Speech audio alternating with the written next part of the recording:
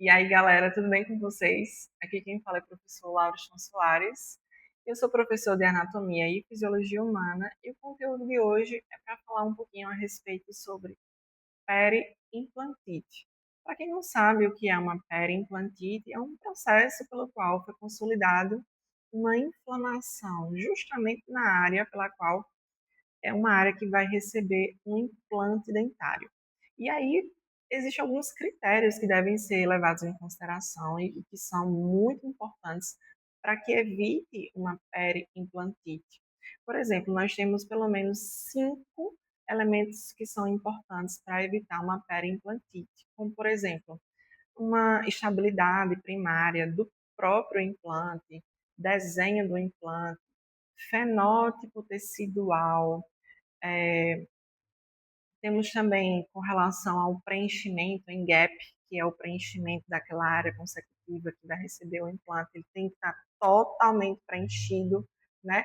Então, a gente tem esses 5 critérios que podem ser levados em consideração, incluindo a tábua óssea vestibular, que são elementos fundamentais para que, durante o processo da instalação do implante, você também não acabe instalando também uma doença periimplantar.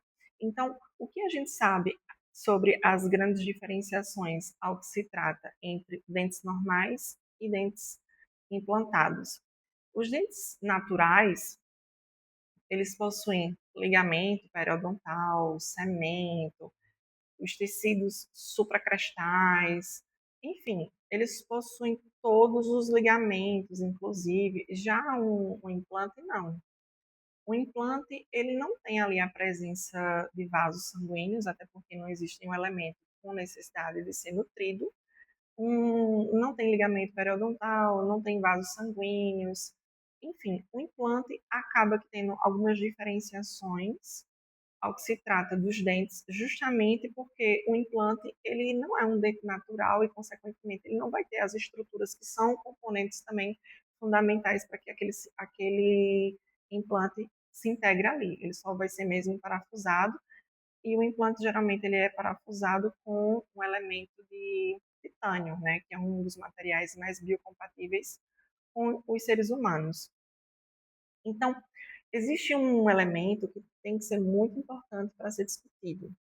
Para evitar doenças ou qualquer tipo de problema no implante, o que é importante é que a distância entre um implante e outro, se for o caso do paciente precisar de 2 implantes na mesma região, por exemplo, 2 incisivos centrais, é importante que exista uma distância de, no mínimo, aí 3 milímetros.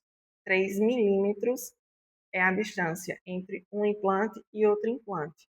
Agora, se for a distância entre um dente e um implante, a gente pode descrever que é 1,5 milímetros.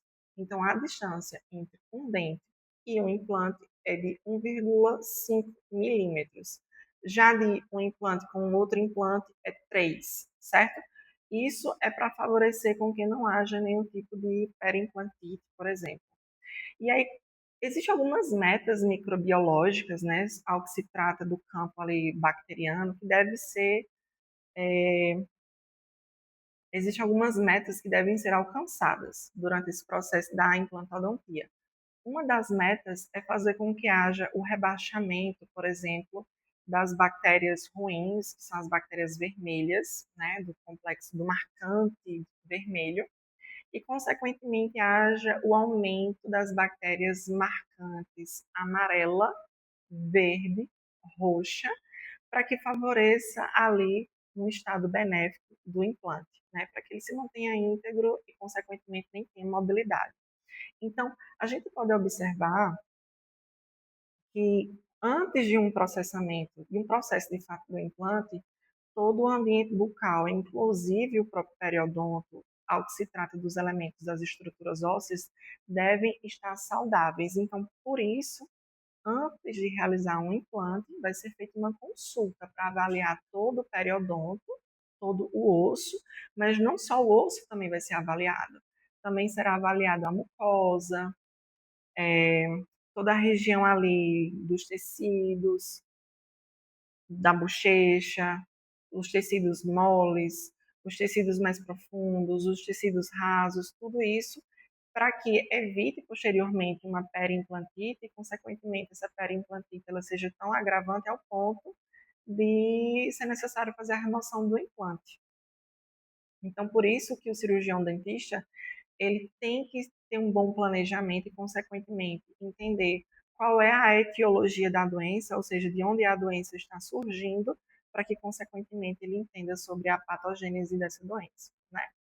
Então, existem vários fatores, que são os fatores comportamentais, biológicos ou ambientais que podem favorecer numa mucosite, por exemplo, que é outra situação que acomete, no caso agora, a mucosa.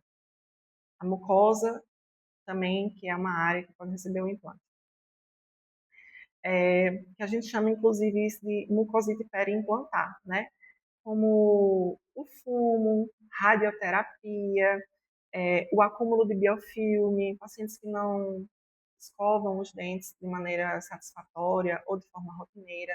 Isso faz um agravante do desenvolvimento do próprio biofilme dentário, né? E esse biofilme vai favorecendo ali no estabelecimento dessa mucosite, ou seja, é uma inflamação na mucosa.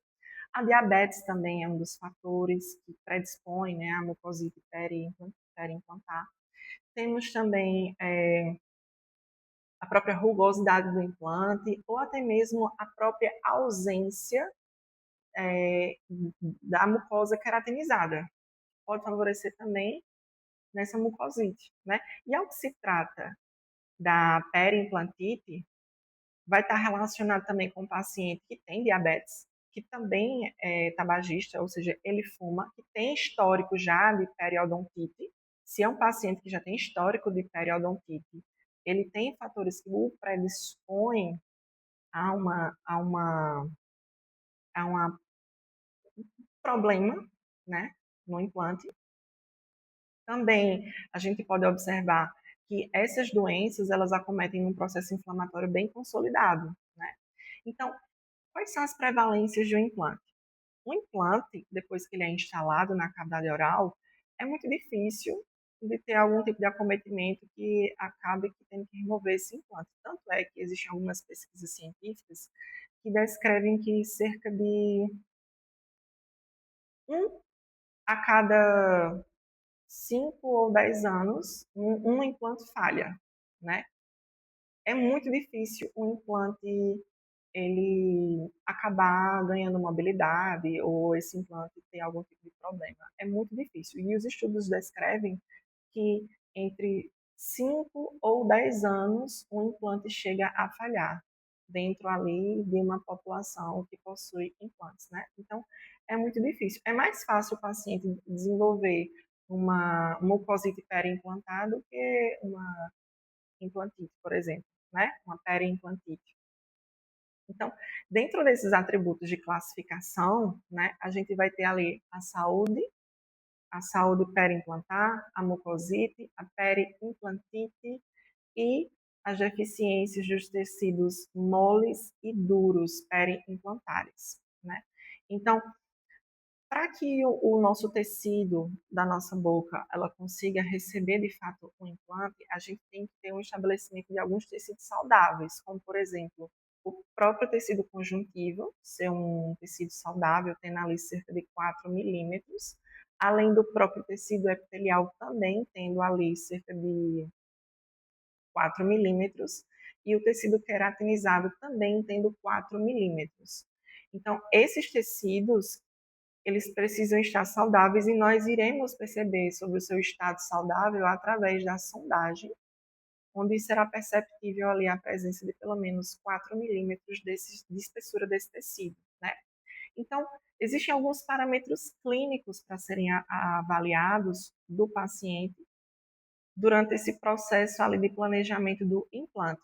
Um deles a gente tem que avaliar se esse paciente ele tem a presença de bolsas periodontais, né, durante o processamento de sondagem, avalia se existe a presença de bolsa, avalia também se existe a presença de biofilme microbiome bacteriano, avalia também se existe a presença de supuração. Supuração é quando existe já uma doença estabelecida e ela está ativa.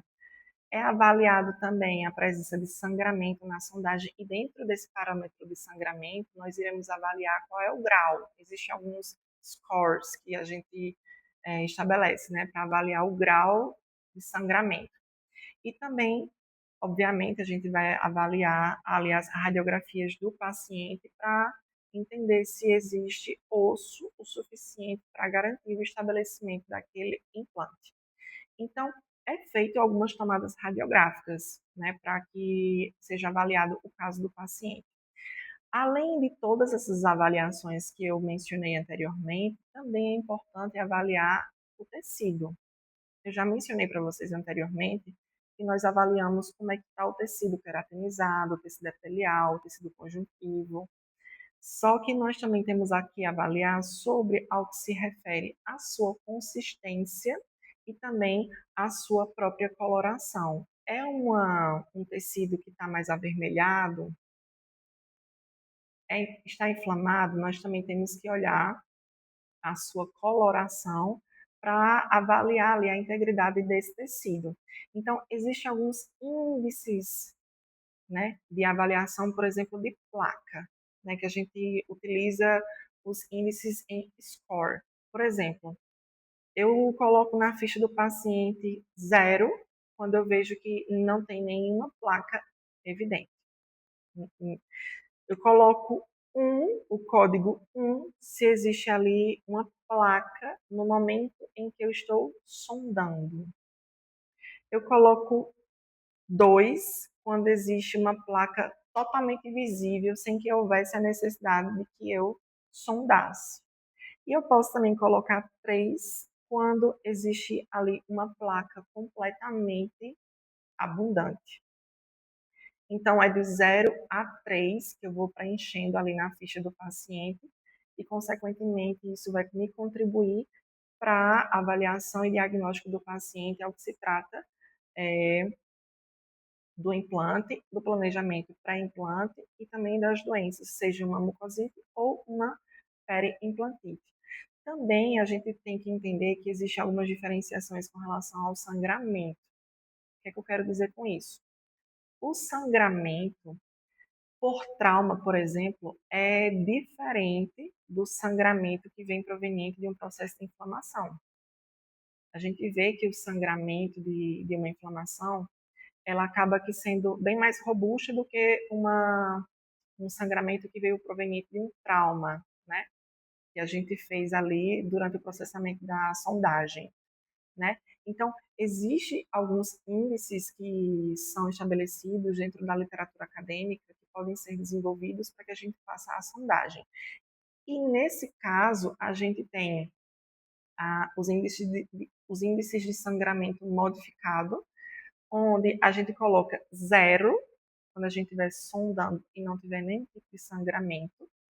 A gente pode colocar o código 1 quando existe ali na sondagem o sangramento em determinadas áreas específicas da sondagem, ou a gente pode colocar 2 na presença de sangramento, formando uma linha contínua no tecido da própria mucosa. Fica formando uma linha ali no tecido onde a gente sondou, uma linha de sangue, né? Não é jorrando sangue, não. É só uma gotinha de sangue que fica surgindo. Então, a gente coloca o código 2. E o 3 é quando tem sangramento totalmente intenso, quando a gente está fazendo uma sondagem, né? A supuração, como eu estava falando para vocês anteriormente, a supuração é basicamente quando existe já a atividade íntegra de o estabelecimento de uma doença, né? E é importante trazer a necessidade ali de uma descontaminação da superfície do implante para remover todos esses elementos que estão relacionados à supuração. A profundidade, inclusive, da sondagem vai depender da altura do tecido mole, né? Então, quando eu estiver sondando, por exemplo, um implante, a sonda ela pode ela não tem muito bem estabelecimento, porque vai depender da altura do tecido mole daquele implante. Só que eu vou perceber que aquele implante está passando por algum problema, porque quando eu sondar, eu vou marcar, sei lá, de repente deu 4 milímetros. E eu vou marcar no prontuário do paciente que naquela sondagem deu 4 milímetros. Na próxima consulta do paciente, e eu perceber que foi agora 4,5 milímetros, então eu vou entender que está acontecendo alguma alteração. E aí a gente faz os outros exames, por exemplo, os exames radiográficos, para conseguir identificar se está tendo algum tipo de perda óssea, né? Então, a gente pode entender que é importante essa sondagem, principalmente essa sondagem periodontal, para anotar e avaliar como é que estão as condições desse implante pós-instalação. Então, a gente pode observar, por exemplo, a perda óssea, né, sendo desenvolvida através de radiografias, e o que é importante também ser descrito é que, pelo menos, quando a gente instala um implante no paciente, a gente vai tirar radiografias no primeiro ano, uma radiografia, no terceiro ano tira outra radiografia e a última radiografia vai ser no quinto ano, para que a gente consiga identificar se está tendo algum tipo de perda óssea ou não, ou algum tipo de alteração nos tecidos, né? Para que, de forma preventiva, a gente já tenha algum tipo de intervenção para que aquele implante ainda se mantenha íntegro naquele sítio, né, onde ele foi instalado. Então, os exames radiográficos, eles geralmente eles são padronizados, os exames radiográficos que são feitos, né, utilizando inclusive os posicionadores radiográficos e uma padronização para que a gente registre sempre isso com muita eficácia, né? Então, a gente vai tendo as radiografias iniciais, né, para manter ali o controle do nível ósseo, para a gente ir entendendo e registrando como é que está o nível ósseo nesse momento. E aí a gente vai fazendo isso ao longo dos anos, no primeiro ano, no terceiro ano e no quinto ano. A gente pode, inclusive, fazer uma tomografia, mas essa tomografia pode ser para avaliar ao que se trata da altura, da largura e da profundidade das próprias estruturas ósseas que estão circundando aquele implante. Então, a tomografia ela vem com essa proposta. É lógico que dentro do processamento do implante, né, tem previamente os exames de sangue, né? Só que os exames de sangue eu não vou me direcionar, não vou focar nisso na aula de hoje, certo? Estou falando mais sobre o contexto geral desse processo de doenças peri-implantares, mucosite e o processamento de implante. Então, eu tenho também que avaliar também alguns fatores biológicos, se o implante está tendo algum tipo de mobilidade ou se ele está tendo má oclusão, né? Para avaliar se esse implante ele está integralizando com a sua própria funcionalidade pela qual ele foi criado. Então, existe até mesmo alguns testes microbiológicos. Esses testes microbiológicos, eles têm como principal finalidade identificar ali a presença de algumas bactérias patogênicas que favorecem ali o estabelecimento de uma mucosite ou de uma periimplantite, né? Que é utilizando ali a coleta da mucosa, do conteúdo salivar, né? Para posteriormente esse material biológico seja colocado numa placa e é levado lá para o laboratório para avaliar os micro-organismos circundantes da cavidade oral. Tem também a avaliação do fluido crevicular, né, que esse fluido crevicular, quando a gente entende que ele está nos seus níveis mais altos de IL, beta e TNF-alfa, a gente pode identificar que existe ali uma periimplantite, né, quando esses elementos do fluido crevicular estão nos seus níveis mais altos. Também nós temos a avaliação do próprio fluxo e composição da saliva.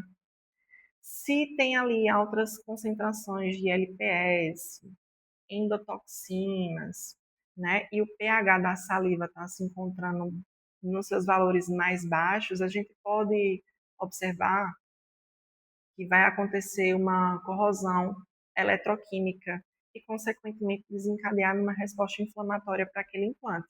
E, nesse contexto, não é favorável ter esse tipo de acometimento, de inflamação, por exemplo, no próprio tecido que está o implante. Então, o diagnóstico, né, dessas doenças periimplantares, ela basicamente se constitui em: eu vou identificar que o meu paciente está saudável, né, nessa região periimplantar, onde existe ausência de sinais clínicos de inflamação, de supuração, de edema, de vermelhidão, de ausência de sangramento, né? Ausência de perda óssea. Então, isso são elementos que podem trazer benefícios, né? São elementos que podem trazer a saúde periimplantar.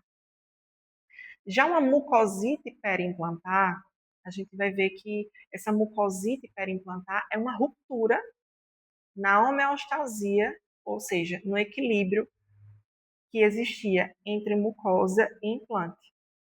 Existia ali uma integridade entre ambos os dois. Só que por algum motivo, esse contexto geral entre ambos os dois foi desvinculado. E aí, consequentemente, desencadeou ali na formação de um edema, de uma coloração um pouco mais avermelhada, de dor. Nesse contexto, nós iremos encontrar a presença de dor, nós iremos ver a presença de sangramento, supuração, aumento da profundidade de sondagem, né? Todos esses elementos são condizentes a uma mucosite. Além disso, a gente vai conseguir observar até mesmo uma certa diminuição na resistência durante ali o processamento da sondagem, né? Então, a gente também pode observar uma leve ausência de perda óssea, né?